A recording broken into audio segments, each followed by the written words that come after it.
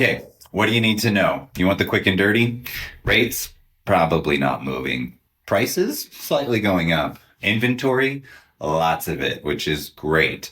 And then the local economy in Boise, pretty solid. Not mad. If you want to dive a little bit deeper, enjoy our May market update. We're going to start with interest rates because they're just not going to budge. We have a graph here that shows the CPI, which is the Consumer Price Index. It's currently at 2.8% in February.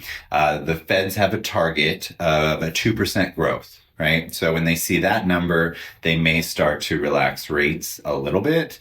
The thing to keep in mind is that even if the Feds were to lower interest rates, it doesn't mean a direct correlation to lower mortgage rates, right? If they do it significantly, obviously we'll start to see mortgage rates follow, but we've seen so much volatility in the market and the Feds haven't done much with interest rates. So the thing that really to keep in mind is inflation. I mentioned this in my last market update.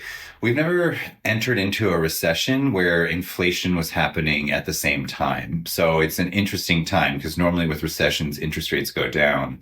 But we have a couple of things here to keep in mind for the prospect of falling inflation. The first, tariffs, inflationary.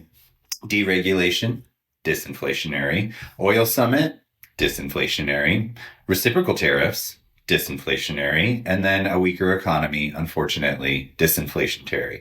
If all of those things do happen, or some of them, or any of them really, that lead to a weaker economy, we're likely to see interest rates come down a little bit. Personally, I would love to see interest rates come below 6%. If we were to see them go too much farther below 6%, we would definitely start to see a run up on price. Like I mentioned, we are still seeing a steady, slight increase in prices. We saw a dip in 2023, but we saw an increase of about 3 to 4%, which is normal and average in 2024. And we're kind of expecting the same thing this year. So while interest rates remain high, prices haven't fallen. So we should just keep watching what happens. But ultimately, where we are right now is probably where we're going to be for a while. On the brighter side, spring has sprung and we have a lot of inventory on the market. Man, we went from about 1,400 homes on the market in Ada County in February to 2,100 in May. So we're almost 1,000 homes more on the market, which means more options for buyers, which is so great because we know buyers are picky. And the thing to keep in mind is when we have a lot of inventory like this, sellers have to be competitive. They have to be the best priced or best looking thing on the market, usually both. So if you want to sell in this market, you've got to keep in mind how much competition you have right now. This is why I keep track of this data. The other thing that's actually really good to see is that pendings are starting to increase, not at the same rate that inventory is increasing, right? So we have the gap between inventory and demand. This is where we start to see prices come down. So pendings went up to about 1,400, while inventory went up to 2,100. So it feels a little bit like a buyer's market right now. If you all are out there on Zillow, which I know you are, you're probably seeing some price drops happening a lot in the Treasure Valley right now. So if you want to go out and see something, I like to shop too. And then economic insights. So honestly, I think this graph is just kind of like it hits you over the head a little bit. It shows the median net worth between owners and renters. Obviously, if you can afford to buy a home and you've had it for a few years, especially if you had it before 2020, you are going to have more equity, more net worth. But the gap is what's really surprising and shocking. In 2019, the median net worth of a renter was about $7,000 and of a homeowner was about $300,000, right?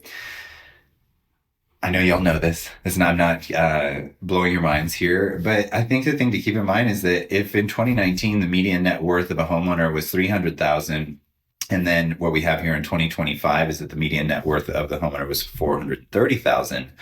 That is $130,000 increase in net worth in 6 years, whereas the renter, it's $3,000.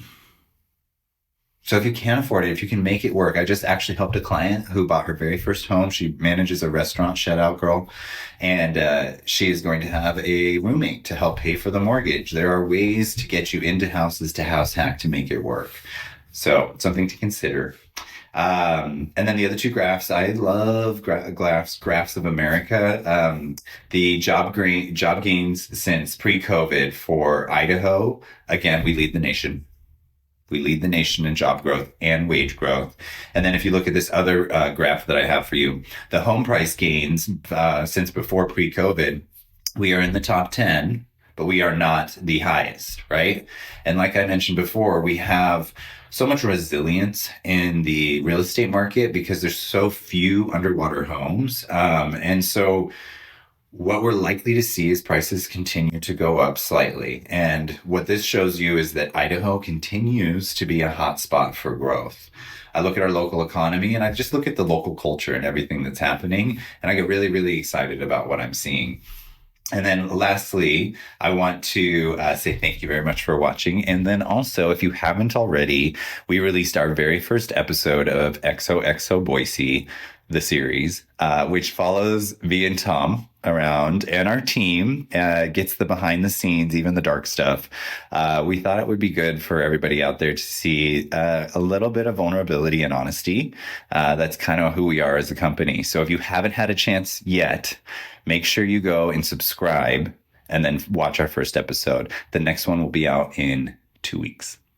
All right, y'all. I'll see you in June.